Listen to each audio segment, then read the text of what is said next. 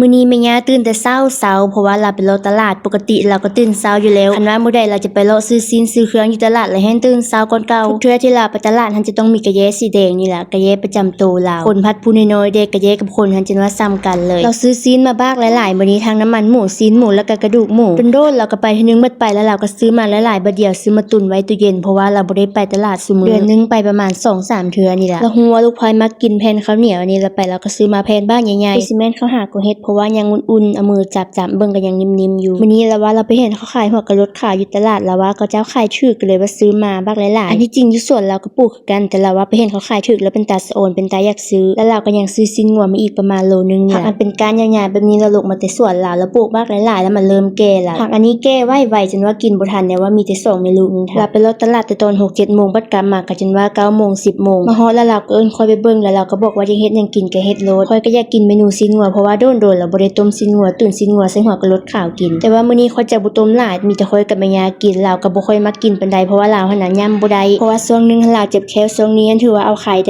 ต่ว่าก็ยังกินยำๆแบบนี้บ่ได้แต่ว่าค่อยก็ต้มโดนได้ตอนเอาซินงัวมาซอยเป็นต้นนี่ค่อยก็พยายามให้เป็นต้นน้อยที่สุดล่ะค่อยจะต้มใส่กับหัวกะรดขาวหั่นล่ะที่เราซื้อมาเมื่อกี้หั่นแล้วก็หัวกะรดมันปอกเปลือกหัวผักอันนี้ค่อยก็บ่แน่ใจว่าค่อยเอิ้นซื้อถูกหรือบ่เพราะว่าบางคนก็เอิ้นหัวกะรดขาวบางคนก็เอิ้นมาหัวผักกาดขาวแต่ค่อยคิดว่ามันน่าจะเป็นอันเดียวกันติบ่หลังจากนั้นก็มาล้างทำความสะอาดแล้วก็มาซอยเป็นต้นก็เอาใหญ่ๆหน่อยนึงทุกเทื่อที่ค่อยต้มน้ำซุปหรือว่าตุ๋นซีนงัวซีนหมูอันใดก็อยากมักจะทุบหางหอมป้อมใส่พร้อมเพราะว่ารู้สึกมันหอมน้ำฟดแล้วก็ทอกซีนงัวทอกหัวกะรดขาวลงไปแล้วก็มาซอยกระเทียมทุกเมนูอยู่จีนนะเขามักจะใส่หัวกระเทียมแล้วค่อยกระลึงเลยแล้วก็มักอีกกี้เห็นบ่ค่อยมักกินกระเทียมปานใดแต่ว่าเดี๋ยวนี้หั่นน่ะมักใส่เกือบว่าทุกเมนูเลยน้ำฟดๆมีฟองสีขาวออกมาแล้วก็ตักออกให้หมดให้สะอาดเลยแล้วก็ทอกเครื่องปรุงสำเร็จรูปลงไปแต่ว่าเทื่อนี้เขาจะบ่ใส่หลายใส่น้อยเดียวพอแล้วก็ตื้มซีอิ๊วตื้มน้ำปลาใส่น้อยนึงเทื่อแล้วมันใส่แต่เครื่องปรุงสำเร็จรูปแต่ว่าเทื่อนี้ใส่น้ำปลานิดนึงซีอิ๊วนิดนึงเวลากินแล้วรู้สึกว่ามันเข้ากันกลมกล่อมดีหั่นน่ะปรุงเครื่องปรุงแล้วหลังจากนั้นก็ปิดฝาหม้อเมียนเทื่อนี้เขาจะต้มโดนนิดนึงเพราะว่าต้มซีนงัวต้มจนว่าเป็นชั่วโมงพุ่นล่ะจนว่ามันเปื่อยๆปานนั้นแม่ย่าก็ยังว่ายำกินน้ำบ่ได้แล้วเลือกกินแต่หัวกะรดขาวแล้วให้ค่อยกินซีนงัวค่อยก็อยากเกรงใจน้อยนึงบ่ว่าแล้วตอนกินข้าวก็อยากเกรงๆน้อยนึงเพราะว่าแม่ย่ากินผักลูกไผแล้วกินซีนแล้วบอกว่าเจ้ากินซีนแล้วค่อยจะกินผักกินหัวกะรดเองอันที่จริงค่อยก็บอกให้เราค่อยยำค่อยกินเทอละน้อยเอาแต่ว่าเราฮักบ่กินหลังจากนั้นค่อยก็มาปอกเปลือกการผักอันนี้ค่อยได้ยินแม่ย่าฮ้องว่าโอ้เซิงไช่แต่ว่าอยู่ลาวค่อยทันบ่เคยเห็นจักเทื่อ